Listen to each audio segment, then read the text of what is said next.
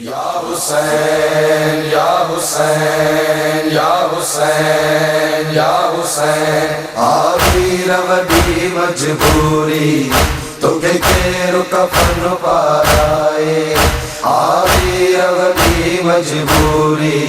तोखे केरु कफन पाराए आखिर वडी मजबूरी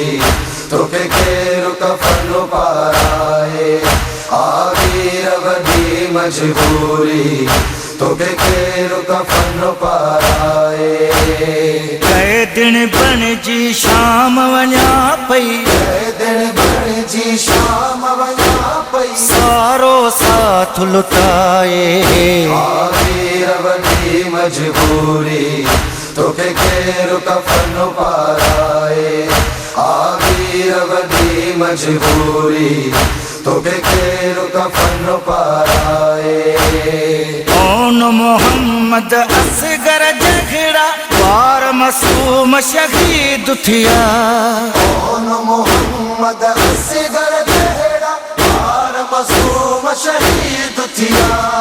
अकबर कासिम जान दुलारा अकबर कासिम जान दुलारा बेठम खोट कुहाए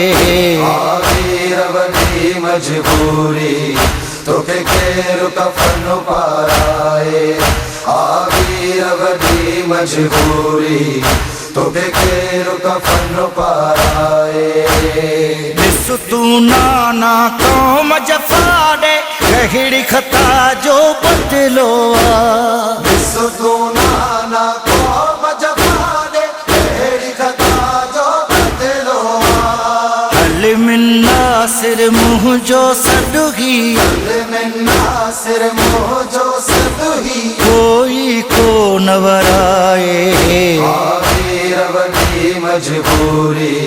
तोखे केरु कफन पाराए आखिर वडी मजबूरी तोखे केरु कफन पाराए हीणो असांजो हाल थियो वा उम्मत कोरी न ख्याल कयो हीणो असांजो हाल थियो उम्मत कोई न ख्याल कयो ॿुध तू नाना ज़ैनब पहुती ॿुध तू नाना ज़ैनब पहुती चादर खूब लुटाए आखिर वडी मजबूरी तोखे केरु कफन पाराए आखिर वडी मजबूरी तोखे केरु कफन पाराए शोर कयामत थी वियो परिपा हर वन बिन जे रोज ॾिनो शोर कयामत थी वियो परिपा हर वन बिन जे रोई ॾिनो शिमिर जॾहिं शबीर जे गल ते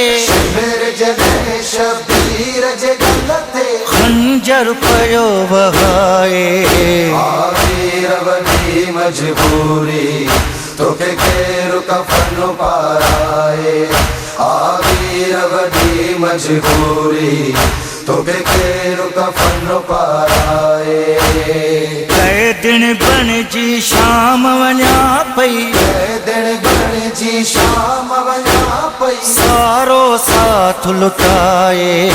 आखिर वडी मजबूरी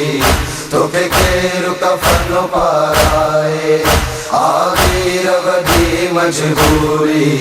तोखे केरु कफन पाराए।